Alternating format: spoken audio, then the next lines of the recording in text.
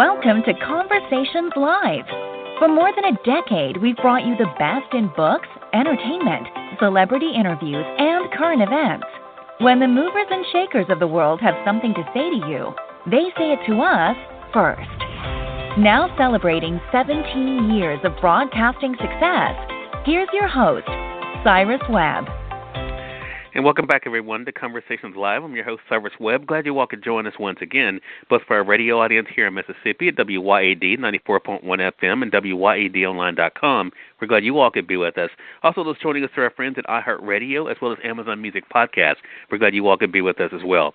We're excited to welcome stevie-baggs-jr. to our program today. Stevie is someone that many people know because of his motivational messages online, but he's also an actor and an author. His new book that's out now is called Woke. We're going to talk to Stevie not only about the book, but also about the show that a lot of people are talking about right now, and that is Ruthless on BET+. If you guys are not following Stevie online, of course, we'll let you guys know where you can find him there. But Stevie, thank you so much for the time, and really appreciate it. Cyrus Webb, thank you for having me on your platform, and I appreciate all the work that you do by highlighting, notables for the work in the community. Well, look, I appreciate that. Stevie, I think one of the interesting things I noticed when I was prepping for this segment, I had a chance to start your book, Woke. I think one of the interesting things is that you talk about the choice, right? I mean, the choice that all of us make each and every day. And as you said very plainly in Woke, some people choose to be woke, other people do not. I want to ask you about this year in that perspective. I mean, what has it been like for you to see the rewards from choosing to do something that is difficult? Let me tell you, it's easy to hold on to tradition and not open your hand to truth. It's easy to hold on to religion and not open your hand to righteousness. It's easy to hold on to comfortability and not open your hand to some struggle. But you've never seen or heard a success story without people saying they've been through the valley. And so this year, for me personally, I was able to sit still due to COVID and really, really hear from the Creator about direction, vision, passion, and my purpose. And it really opened up a number of things for me, because when you're always moving around, you kind of can miss some things sometimes. And so COVID is an unfortunate circumstance, of course, but for me it was an amazing opportunity for me to sit still, connect with nature. I got on my bike more. I mean, I'm an avid road biker, Cyrus, and so I ride about 200 miles a week. And so This year was the first year that I, eclipsed 5,000 miles on a bike. So I'm very excited about that accomplishment. But connecting with nature, sitting still, and releasing the things that I thought that were very important to me, it opened me up to so much more. I think that is such a powerful thing, Stevie, and I think it goes to a theme that people see online. Yes, you do share snippets of your life, especially for those who are following you on Instagram. They can find you there at stevie-baggs-jr. But, you also, share these thoughts, and I know I've been sharing some of them now on my Facebook after I started following you there. One that I want to talk to you about in relation to your life path that led you here. You made a post on November the 24th on Instagram as well as on Twitter, and it said, "This world teaches you to fall in love instead of rising in love. As opposed to settling down, why not level up? You are what you speak." When did you realize that? When did you realize, Stevie, for yourself, the power of words, especially those that you speak over yourself? At a very, very young age, Cyrus, my mother, she told me when I was going into high school that she had always instilled in me, her and my father, that, look, you guys are leaders. Be the head and not the tail, be above, not beneath, and always just make sure that you write down your goals. And so I always wrote down my goals. And when I authored my first book, Greater Than the Game, I recognized that the prefix to the word authority is author. So when you author something, whether you author it by the words you speak or by writing it down or by thinking it in your subconscious, you give those things authority to come to pass. So the prefix to the word authority is author. And so for me, I just try to author power, author love, author peace, author health into my life and into the lives of others, so that they can just unlearn and relearn some of the language that we've been programmed to say and speak over our lives. You mentioned that first book, Greater Than the Game. It goes to another thing that I'm sure that you're used to, Stevie, and of course people that, judging you by either what you've done or or what you have achieved. For some people, they only know you for what you've been able to do, in football. How important has that been for you, especially share with young people? Because I thought it was interesting when you brought up the book. Some of the comments actually, even about the book, talk about how they hope that message gets through the young people. How important has it been for you to stress to them, Stevie, the importance of being more than what they do? Yeah, it's very important because, in our society today, a lot of people don't feel significant or successful if they don't have these titles or this money or, these accolades from man. But I always stress to young people that it's very important to do hard work instead of hard work. If you're doing something that you have an affinity for and that you love, that's more rewarding than the latter, right? Just doing something just because I got to pay bills. And so when I learned that, that's something that I've always shared with the young people and older people alike, because I want to let people know that it's all about that hard work. I'll say it again, instead of hard work. Well, I think, as we're kind of talking about this here, one of the things that people have gotten to know you for that is interesting even in this conversation, and that is, of course, you're being part of Tyler Perry's Ruthless. Talk to us about that, because it's so interesting, because you are so big on mindset, so big on positivity.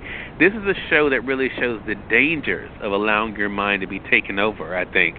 I mean, how did you kind of get involved with a show like Ruthless? Well, as an actor, I mean, you get a lot of different things that come across your desk, right? I auditioned for a number of different shows, some of the top shows in the world.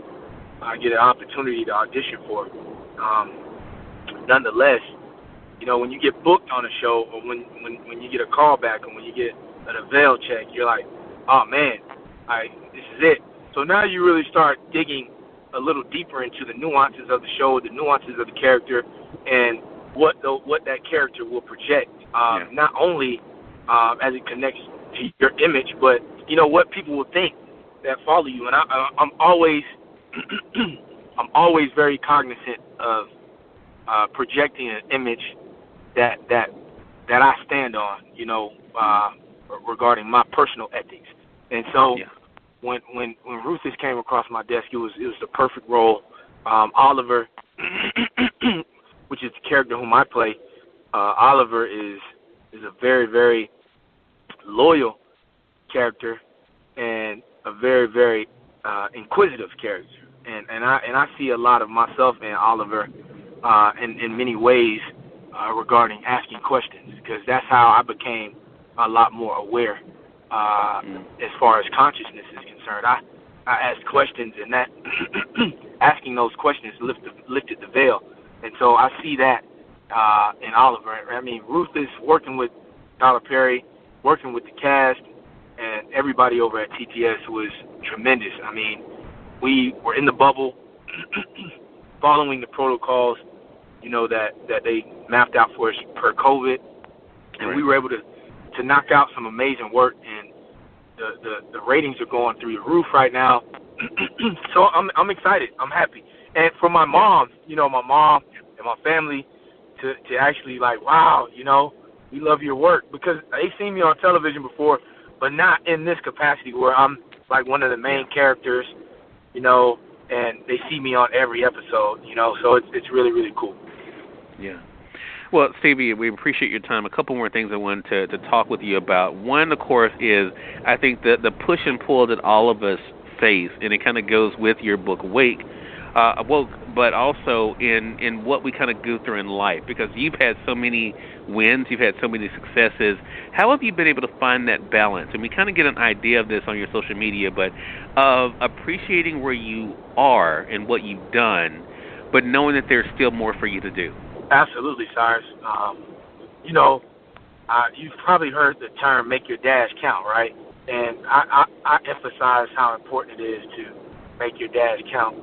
And I know, like, people see the glory of a thing, but they don't know the story. I'm the only pro football player to play on 11 teams in 10 years.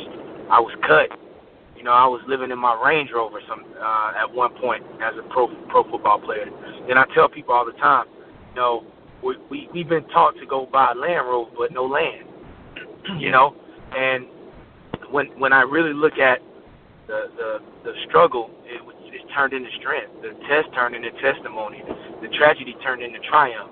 You know, and all that's poetic, but at the end of the day, I'm grateful and thankful for my place and my space right now, and I understand that there's a time and season for everything. You know, when you kind of think about the journey, though, for you, Stevie, and what you've been able to do, what you do as a speaker and author and actor, one of the posts that you made recently had to do with not being able to run from the person you see in the mirror. How does that feel to be able to look in the mirror and to be happy with who you are? Oh, that's huge. We have so many people suffering from STDs, Cyrus, and I call it spiritually transmitted diseases. You allow people to put these negative thoughts, this negative energy into your psyche, or allow people to make your self-esteem very low, your self-confidence very low. So I always urge people to practice self-love, because if you first love yourself, FLY, then you can fly. So I tell people to first love yourself, because if you can't love yourself, you'll never love others. And some for those of you who are out there listening, and you may feel that like you have no hope, you have no vision, just know that if you're alive right now, you have purpose. And I urge you to maybe share your story with someone. Share your hurt, your dark times with someone, because you may be able to help someone else transcend their dark space. And so, you know, that's what I've done, Cyrus. I've been able to, you know, turn that negative into a positive, man, and turn adversity into advantage. And that's what, you know, I think people respect so much about you, man. Again, everyone, Stevie Baggs Jr. has been our guest. Make sure you guys pick up his new book, Woke. It's out now through our friends at Amazon.com. Also, make sure you guys check him out on Ruthless on BET+. Stevie, I mentioned earlier Instagram. They can find you there at Stevie Baggs Jr. Is that the best place for them to stay connected? Yeah, all my social media is Stevie Baggs Jr. Twitter, Facebook, Instagram, Snapchat. So LinkedIn, all of it is Stevie Baggs Jr. And even my website, stevie-baggs-jr.com. So love to connect. And I appreciate you once again, Cyrus, for having me on your platform and all the work that you do to help spread the light on what good people are doing out here in the community. I appreciate that, man. Much respect to you as well, man. Definitely want to thank our mutual friend, Zach Tepperman, for setting up this conversation with us for today, and thank all of you, our audience, for tuning in to another great segment of Conversations Live. Until next time, I'm your host, Cyrus Webb, saying, as always, enjoy your day, enjoy your life, enjoy your world. Thank you all for choosing Conversations Live today. Now let's go make today amazing. Take care.